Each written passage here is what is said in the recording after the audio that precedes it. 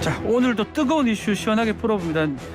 뉴스킹의 코너 킹스맨 김한 한결의 기자 또 이현웅 YTN 라디오 아나운서 함께 하셨습니다. 안녕하십니까? 안녕하세요. 킹스맨이 기억이 안 나네요. 킹스맨. 핵심 코너인데 핵심 코너인데 기억을 죄송해요. 거짓말한 것 같다는 생각이 들기도 하고. 자, 우리 킹스맨 핵심 코너 우리 킹스맨 첫 소식 부탁드리겠습니다. 네, 첫 번째 소식은 지역 축제 대통령이 축사를입니다. 지난 주말 토요일이었는데요. 윤석열 대통령 충남 보령에서 열린 2022 보령해양 머드 박람회에 참석해서 축사를 전했습니다. 이렇게 지역 축제에 대통령이 참석해서 또 축사를 전하는 건 이례적인 경우인데 대통령실은 보령 머드 축제가 박람회로 승격된 자리인데다가 지역 경제 활성화 등을 고려해서 참석을 최종 결정했다고 밝혔습니다. 네. 한편 일각에서는 이번 보령 방문을 두고 최근 떨어지고 있는 지지율을 회복하기 위한 움직임으로 해석하고 있기도 합니다. 한편 윤 대통령 어제 제헌절을 맞아서 광주의 5월 정신을 강조하면서 위대한 국민과 함께 헌법 정신을 지켜갈 것이라고 밝히기도 했는데요. 자유민주주의, 인권, 법치라는 합법적 가치는 국민 통합의 원천이며 헌법의 가치를 실현해 나가는 과정이 바로 번영과 발전으로 가는 길이라고 말했습니다. 또 이어서 1년 전 오늘 광주를 방문했다라고 강조를 하면서 자유민주주의를 피로써 지킨 광주에서 우리의 헌법 정신을 되새겼다고 회상하기도 했습니다. 이 대통령이 이렇게 직접 지역 축제에 참석하는 것, 또 지역 축제에서 축사하는 것, 좀 이례적이라고 봐야 되겠죠? 뭐 대통령이 어떤 행보를 보이느냐에 따라서 역대 대통령마다 좀 다르긴 할 텐데요. 근데 어쨌든 지금 상황에서 윤 대통령이 여기를 직접 찾았다라는 건 특별한 의미와 메시지를 좀 실은 행보다 이런 생각이 듭니다. 그 메시지가 나 경제에 무관심한 거 아니다. 그걸 의식한 행보다 이런 말씀인가요? 뭐 그렇게 볼 수밖에 없을 것 네. 같은데요. 지금 대통령실 주변을 보면 뉴스로 만들어지는 것들이 뭐 측근 사적 채용, 그다음에 뭐 도스태핑 과정에서 어떤 말실수. 그리고 전 정권에 대한 뭐 수사 뭐 이런 거밖에 없거든요. 그러니까 지금 경제상 굉장히 어려운데 대통령 안 보인다 이런 지역들이 있었고 그걸 좀 의식한 행보가 아닌가 뭐 이런 생각이 듭니다. 코로나가 재유행해가지고 이걸 참석을 취소했다가 다시 추진을 했거든요. 네. 이 보령 여기 뭐 이유가 있을까요? 다시 추진한 배경? 일단은 뭐 보도를 보면 그 코로나 때문이라기보다는 그 대천 해수욕장에서 휴가 중인 사병이 실종되는 사건이 발생을 해서 수색에 방해가 되지 않을까 취소를 했다가 이제 그날 오전이었죠. 실종자를 찾았다는 소식이 전해지면서 다시 참석 쪽으로 결정을 번복했다고 저는 이제 보도를 통해서 봤고요. 네, 그래서 아마 그 행사 주최하는 분들도 처음에 이제 온다고 했다가 안 온다고 했다가 다시 온다고 하니까 이제 희비가 계속해서 엇갈렸다는 보도가 있었습니다. 온다 했다. 근데 사실 또 충청도 지지율이 조금 그렇기 때문에 혹시나 충남 도지사 김태흠 도지사 뭐 좀 힘쓸어 주기 아니냐 이런 얘기도 있던데 이건 어떻게 보십니까? 그러니까 대통령 일정이 뭐 온다고 했다 안 온다고 했다 다시 오는 과정으로 바뀌는 과정에서 이게 이제 말하자면 이 주최 측에서 강하게 요청이 아마 있었을 거고 그 요청이라는 게 결국에는 말씀하신 대로 이제 김태흠 충남도지사가 이제 윤핵관 중에 한 명으로 이제 뭐 분류되는데 여기에 이제 좀 힘을 실어주는 과정이 아니냐 뭐 이런 지적이 있는 거고요. 근데 이제 대통령실도 이 지적을 굉장히 의식하는 것 같아요. 뭐 기자들이 이 지점을 따로 설명하기도 했거든요. 꼭 그런 것만은 아니다. 뭐 이렇게 얘기를 했는데 그러면 그 얘기는 뒤집어서 얘기하면 뭐 그런 면이 있다. 뭐 이렇게 이해도 될 것 같습니다. 작년 재헌절에도 윤석열 대통령이 광주를 방문했었는데 당시는 뭐 대권 주자 신분이었어요. 당시에도 지금처럼 지지율이 떨어지고 있는 시점에 5.18 민주묘지를 찾기도 했었습니다. 네, 그러니까 저는 근데 어제 약간 뜬금없다는 생각도 들었거든요. 그러니까 예를 들면 광주를 간 게 아니고 뭐 호남 지지율을 의식해서 이제 1년 전 얘기를 했다라고 하기에는 이게 이제 행사의 성격에도 좀 안 맞고 재헌절인데. 그러니까 메시지의 여러 가지 면에서 이게 좀 정돈된 메시지인가 이런 생각은 좀 들었는데 또 한 가지는 그러니까 5.18 헌법 관련된 얘기로 늘 광주 지지율이 만회된다 이런 이제 공식이 있는 것도 아니거든요. 근데 사실 이제 말뿐인 건데 사실 이런 부분들에서도 대통령실에서 좀 뭔가 급하다 이런 인상을 주는 게 아닌가 이런 생각이 듭니다. 알겠습니다. 자, 두 번째 소식 뭡니까? 네, 두 번째 소식. 공무원 시험 합격은 권성동입니다. 아마 많이 들어본 광고 문구일 것 같은데요. 저희 라디오에서도 많이 나갔었고요. 네. 최근 대통령실 구급 행정요원 사적 채용 논란을 두고 비판이 이어지고 있습니다. 특히 공무원 커뮤니티에서 거센 지적이 이어지고 있는데요. 권성동 국민의힘 당대표 직무대행이 이 논란의 행정요원에 대해서 내가 추천한 사람이다라고 당당하게 밝힌 것을 두고 불공정 인사다라는 비판이 나오고 있는 겁니다. 그래서 공무원 합격은 권성동이라는 조롱 섞인 게시글이 이어지고 있는 상황이고요. 특히나 취업준비생들은 권 직무대행이 우모 씨의 직위를 언급하면서 높은 자리도 아니고 구급이다라고 말한 데 대해서 강력하게 반발하고 있는 상황입니다. 자, 이렇게 자꾸 뭐 이렇게 조롱조의 어떤 그런 것들이 나오면 그게 더 문제가 될 수가 있는데 윤석열 정부 인사 이것도 인사의 네. 하나라고 봐야 될 것 같은데 이 인사 문제 계속되고 있는 것 같아요. 이 부분을 오늘 거의 뭐 진보 보수 가릴 것 없이 모든 네. 언론이 지적을 하고 있는데요. 특히 이제 대통령실을 둘러싸고 이른바 사적 채용이라고 불리는 인사 관련된 문제가 너무 많고 이게 전혀 지금 검증되거나 어떤 통제되고 있는 상황이 아닌 것처럼 보인다는 점. 네. 그리고 이 부분에 대해서 대통령실의 어떤 해명도 굉장히 이상하고 뭐 이런 과정들이 계속 같은 실수가 계속 반복되고 있다는 점, 뭐 이런 점들이 지금 계속 지적이 되고 있습니다. 특히 이제 해명이 더 논란이 되고 있어요. 뭐 예컨대 선관위원 아버지와 아들은 별개다라고 했다는 거, 또 행정요원 뭐 9급 뭐 이런 식으로 무슨 뭐 네, 뭐 7급에 넣어줄 줄 알았더니 네. 9급에 넣었더라. 최저임금보다 조금 더 받아서 오히려 미안하더라. 네. 뭐 이런 발언들이 있었는데 뭐 실제로 별정직 공무원 9급이라고 절대적인 그 자리만 두고 보자면 이야기가 틀리지 않았다라고 보는 시각도 있겠습니다만 네. 이런 자리가 결국은 나중에 뭐 공천으로 이어지거나 그렇죠. 혹은 뭐 또 민간으로 가더라도 대통령실에 처음에 특히나 첫 해에 임용이 됐다 이 부분은 상당한 또 메리트로 작용을 할 수 있기 때문에 뭐 그런 부분에 있어서 역시나 비판이 좀 나오고 있는 상황입니다. 이 별정직 채용 관련해서 뭐 좀 전에 김기현 의원하고도 인터뷰를 하는 과정에서 이재명 의원도 성남시장 도지사 시절에 그렇게 채용한 거 아니냐 비서관들 그런 얘기도 하고 있고요.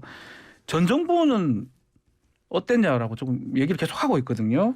전 정부하고 좀 차이가 있는지 사실관계 하기 좀 필요할 것 같긴 해요. 근데 지금 제가 오늘 아침 예. 라디오랑 뭐 언론에 인터뷰한 이제 국민의힘 관계자들 멘트를 보니까 다 이 얘기를 하고 있던데 예. 사실 굉장히 궁색한 얘기입니다. 궁색한 얘기라는 생각이 드는 게 예. 이게 이 이슈 자체로는 방어가 안 되기 때문에 자꾸 이제 과거 얘기를 끌어들여서 뭐 전수조사를 하자 비교를 해보자 뭐 이렇게 얘기를 하고 있는데 지금 논란의 핵심은 청와대 누군가를 추천 채용하냐 뭐 같이 일했던 사람 쓸 수도 있겠죠. 근데 이제 그런 문제가 아니라 이게 적절하냐 이 관계가 그렇죠. 이런 예. 거거든요. 그리고 지금 이제 이거에 대한 해명을 무려 4선의 원내대표 겸 당대표 직무대행인 권성동 의원이 아까 말씀하신 것처럼 일반적인 상식의 눈높이에서는 좀 이해가 안 되는 해명을 내놓고 있는데 이게 왜 그러냐 생각해 보면 애초에 이 두 명, 그러니까 예를 들면 강릉과 동해에서 사업을 한다고 알려진 이 두 명이 윤석열 대통령의 직접적인 40년직이다 이렇게 이제 언론에 보도가 되면서 네. 이제 알려진 거거든요. 그러면 결국 이 채용은 대통령이 한 거 아니냐 이 비판으로 가는 걸 지금 길목을 차단하기 위해서 나서는 모양새처럼 보이는데 사실 이 자체도 이 문제에 대해서 어떤 겸허한 반성을 하는 게 아니라 정치적인 책임을 내가 지겠다 핵관 중에 한 명이 나서는 거 자체가 좀 적절한가 국민들의 눈높이에 맞는가 이 부분에서는 조금 좀 앞으로도 계속 좀 지켜 확산될 수밖에 없는 모양새로 가고 있다 이런 생각이 듭니다. 그렇죠. 또 이번에 논란 때문에 과거에 권성동 원내대표 강원랜드 네. 채용 비리 의혹 사건 뭐 무죄가 되긴 했지만요. 이게 다시 또 소환이 되고 있는 걸로 보입니다. 네, 그러니까 저는 그 부분에서 권성동 원내대표도 나쁜 학습 효과가 있는 것 같아요. 그러니까 예를 들면 이 정도 발언을 해서는 법에 걸리진 않는다. 뭐 이런 거를 그 재판 과정을 통해서 좀 체화한 게 아닌가라는 또 어떤 정치인이 내가 압력을 넣었다 이런 얘기를 언론 앞에서 합니까? 사실 좀 이해가 안 가는 지금. 지난번에 그렇게 상황입니다. 무죄 받은 경험이 있으니까 아마 얘기했지 네. 않을까 싶기도 하고요. 그러니까 이런 네. 부분이 다시 소환이 되는 그 이유를 그 여당 쪽에서도 잘 지켜봐야 할 것 같습니다. 결국은 여당 혹은 윤석열 대통령에게 표를 준 적지 않은 지지자들 혹은 유권자들이 그 계속해서 내세웠던 공정과 공정. 상식이라는 네. 가치를 절대적으로 평가를 하는 거거든요. 네. 이게 뭐 전 정부랑 비교해서 어떻다 이 부분에 뭐 상대 우위로서 표를 준 게 아니기 때문에 그 부분을 겸허하게 받아들여야 될 것 같습니다. 그리고 굉장히 많이들 해명에서 좀 안타까운 게 말씀하신 것처럼 지금 이제 상대평가의 국면이 끝났습니다. 선거가 네. 다 지나갔기 때문에 지금은 오롯이 윤석열 정부에 대한 절대평가만 이루어지는 기간인데 자꾸 뭔가 상대평가를 받아야 되는 것처럼 얘기를 하는 게 어떤 도움이 될지 좀 의문입니다. 그렇군요. 자, 두 번째 소식 이재명 의원 출마 관련 소식이네요. 예, 마지막은 이재명 예. 의원 출마 관련 소식입니다. 드디어 본격적인 당대표 레이스에 본격 시동을 걸었죠. 자, 이를 보면서 당내에서는 어떤 의견들 나왔는지 소개를 드리겠습니다. 확실하게 친 이재명계, 비이재명계 사이에서 좀 엇갈리는 모습을 보였는데요. 먼저 비이재명계 입장을 보면 97그룹과 친문계 당권 주자들은 역시나 맹렬히 비판했습니다. 대표 주자라고 할 수 있는 강병원 의원, 이 의원의 당대표 출마 선언 이재명은 있고 국민은 없다라고 비판을 했고요. 네. 또 친문계로 분류가 되는 설훈 의원도 당대표 출마를 선언하면서 대선과 지선에서 연이어서 참패를 했지만 반성도 혁신도 하지 않은 채 책임 회피만 하고 있다라면서 이 의원을 좀 애둘러서 비판하는 모습이었습니다. 한편 최고위원 출마를 선언한 3명의 후보들이죠. 박찬대, 서영교, 양이원영 의원은 이 당대표 출마 기자회견장의 모습을 드러내기도 했는데 현장을 찾으면서 직접 지지 의사를 드러낸 것으로 풀이가 되고 있습니다. 또 이수진 의원 철험회 소속인데 SNS를 통해서 지지 의사를 밝히기도 했습니다. 네. 자, 이재명 의원 이제 출마 선언했습니다. 본격적인 당권 경쟁이 시작됐다. 이렇게 봐야 되겠죠? 네, 뭐 어차피 출마할 거다 이런 예상이 지배적이었는데 출마는 당연한 거였었는데 네, 오랫동안 입장을 밝히지 않으면서 여러 이제 논란들이 나는데 어쨌든 이재명 의원 직접 출마 선언을 하면서 이제 이재명 네, 나머지의 구도로 재편이 좀 되는 모양새고요. 그렇게 되면 이제 그 나머지들이 결국엔 합종 연행을 해서 이재명 지금 이제 여론조사상 특히 투표권을 가지고 있는 지지층에서는 지지율이 네. 워낙 좀 격차가 있기 때문에 사실 이제 그 부분을 어떻게 따라잡을 거냐, 뭐 요게 이제 레이스의 관건일 것 같습니다. 결국은 이재명 또 97그룹 또 뭐 친문 이렇게 한 3그룹으로 보여요. 근데 이제 3명을 이제 컷오프를 해야 됩니다. 네. 3명을 남겨야 되는데 최종 3위는 누가 될까요? 뭐 지금 예상하기는 쉽지 않은데요. 그러니까 나머지 후보들이 다 끝까지 완주할 네. 거냐, 뭐 이 부분도 지켜봐야 되고 사실 이제 이재명, 뭐 97그룹, 친문 이렇게 언론이 쓰고 있는 구도이긴 한데 이 구도 안에 다 배치되어 있는 건 아니거든요. 사실 네. 이제 구분법에 따라서 이렇게 된 건데 결국엔 지금 상황은 이재명 대 뭐 반 이재명 이 구도인 것 같고 여기서 결국엔 경쟁력 갖고 있는 사람에게 힘을 실어줄 거냐 아니면 이제 각자 경쟁을 해볼 거냐 뭐 요 싸움일 것 같습니다. 최종 3명 예상 가능합니까? 이현웅 아나운서? 글쎄요. 지금 긴장하시네요. 3명 중에 이재명 의원은 일단 상수로 그거는 뭐 두는데 상수 같아요. 이견은 없을 예. 것 같고요. 뭐 두 번째는 뭐 97그룹의 박용진 의원이 아무래도 여론조사 등등에서 많이 앞서니까. 나오고 있으니까 자리를 차지한다고 치면 나머지 이제 한 자리를 누가 하느냐 이 부분에 아마 주목이 될 것 같습니다. 97그룹 중에 한 명이 되느냐 네. 아니면 또 다양성을 위해서 혹은 뭐 다른 의견들을 종합하기 위해서 또 다른 누군가가 들어갈 수 있을 것이냐 이런 부분이 주목이 됩니다. 변수가 있을까요? 지금 어대명이라고 어차피 대표는 이재명 어대명이라고 이 구도 속에 뭔가 변수가 나올 수 있을까요? 변수라기보다는 지금 이재명 의원의 출마를 둘러싼 얘기들로 아마 남은 레이스들이 채워질 텐데요. 네. 결국엔 3가지 얘기일 겁니다. 그러니까 대선과 지선에서의 어떤 패배 책임에 책임. 대해서 네. 출마를 하는 게 이재명 의원은 책임을 지는 거다라고 얘기를 했고 다른 이제 불출마를 요구했던 사람들은 이제 그렇지 않다라는 거였는데 이 부분에 대한 공방. 또 한 가지는 이쪽 그 불출마를 요구했던 쪽에서 우려하는 그러니까 이른바 이재명의 사법 리스크가 민주당 전체를 휘감는 게 아니냐. 뭐 이 부분에 대한 공방이 있을 것 같고요. 마지막으로는 그러면 뭐 이재명 후보는 이기는 민주당을 만들겠다라고 했는데 그러니까 어떤 방식으로 이기는 민주당을 만들 거냐. 네. 뭐 요 공방이 죄송합니다. 이어질 것 같습니다. 자, 박지원 전 위원장도 출마 선언했습니다. 네. 변수가 될 수 있을까요? 근데 뭐 당 차원에서 이미 피선거권이 없다고 결론을 내렸고 예. 이를 뒤집을 사람도 없고 명분도 지금 당장에는 뚜렷하게 보이지 않는 상황이기 때문에 뭐 공식 지금 9명이 출마 선언을 했는데 9명입니다. 예. 뭐 공식적으로 뭐 8명이다라는 보도들 나오고 있는 상황이고요. 그렇다면 박 전 위원장이 앞으로 어떤 행보를 취할 것이냐 이 네. 부분에도 주목이 되는데 뭐 그대로 그냥 끝까지 레이스를 펼칠 것이냐 아니면 뭐 중간에 누군가 다른 후보를 지지할 것이냐 이런 부분도 함께 주목을 해봐야 될 것 같습니다. 자, 비명계 뭐 반명계라고 금방 얘기했었는데 컷오프해서 단일화될 가능성도 있을까요? 뭐 그 부분 충분히 있을 수 있다고 보여지고요. 지금 네. 이제 말씀하신 것처럼 97그룹에서는 박용진 의원이 조금 지지율이 더 앞서가는 모양새고 친문그룹은 어쨌든 우리가 뭐 최종적으로 가야 되는 명분이 있다라는 얘기들을 지금 하고 있는데요.